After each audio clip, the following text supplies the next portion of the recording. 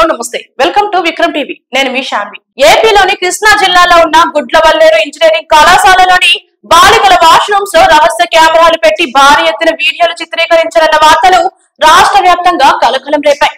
దీనిపై బాలికలు వారం రోజుల పాటు ఆందోళన కూడా చేపట్టారు. దీనిపై పోలీసులు ప్రాథమికంగా దర్యాప్తు చేసి నివేదిక ఇచ్చిన వారి తల్లిదండ్రులు సంతృప్తి చెందకపోవడంతో ఢిల్లీకి చెందిన కంప్యూటర్ ఎమర్జెన్సీ రెస్పాన్స్ టీమ్ తో సాంకేతిక దర్యాప్తు చేయించారు.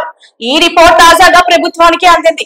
గుడ్లవల్లేరు ఇంజనీరింగ్ కళాశాల హాస్టల్ వాష్రూమ్లలో రహస్య కెమెరాలు పెట్టి వీడియోలు తీశారన్న ఆరోపణలపై కంప్యూటర్ ఎమర్జెన్సీ రెస్పాన్స్ టీమ్ దర్యాప్తులో తేలిన అంశాలపై Eluru range IG Ashok Kumar press meet పెట్టారు.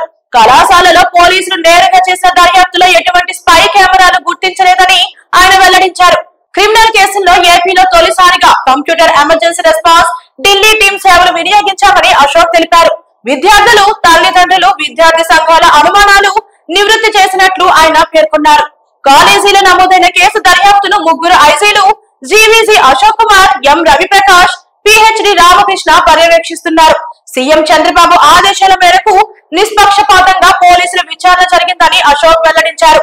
హాస్టల్ వాష్రూమ్ లో కెమెరాను ఏర్పాటు చేశారంటూ ఆరోపణలు వచ్చిన వెంటనే క్రిమినల్ కేసులు నమోదు చేశామని ఆయన తెలిపారు.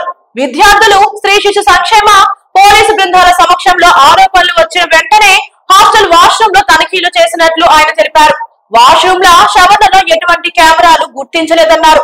విద్యార్థులు, హాస్టల్ సిబ్బంది, ఉద్యోగులు అందరినీ నేరుగా విచారించినట్లు ఐజీ తెలిపారు. విచారణలో కెమెరాలు కానీ, ఆరోపిస్తున్న వీడియోలు కానీ ప్రత్యక్షంగా చూసినట్లు ఏ ఒక్కరూ చెప్పలేదన్నారు.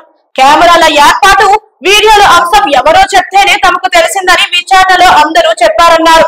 ఆరోపణలు ఎదుర్కొంటున్న విద్యార్థుల ఫోన్లు, ల్యాప్టాప్లను స్వాధీనం చేసుకున్నట్లు తెలిపారు. ఏపీలో క్రిమినల్ కేసుల్లో తొలిసారిగా సిఈఆర్టీ సేవలు వినియోగించాం. వారు అన్ని విధాలుగా దర్యాప్తు చేస్తున్నారన్నారు.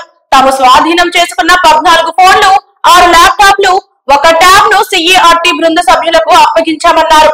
విద్యార్థులు ఎవరు భయపడవలసిన అవసరం లేదని ఐజీ తెలిపారు. నేరుగా చేసిన దర్యాప్తులో ఎటువంటి స్పై కెమెరాలు లభ్యం కాలేదన్నారు. మరో 3 రోజుల్లో సిఈఆర్టీ టీం నివేదిక వస్తుందన్నారు. ఈ ఘటనపై ఎటువంటి ఆధారాలున్నా పోలీసుల దృష్టికి తేవచ్చని తెలిపారు. కళాశాల యాజమాన్యానికి విద్యార్థుల భద్రతపై పలు సూచనలు చేసినట్లు ఆయన తెలిపారు.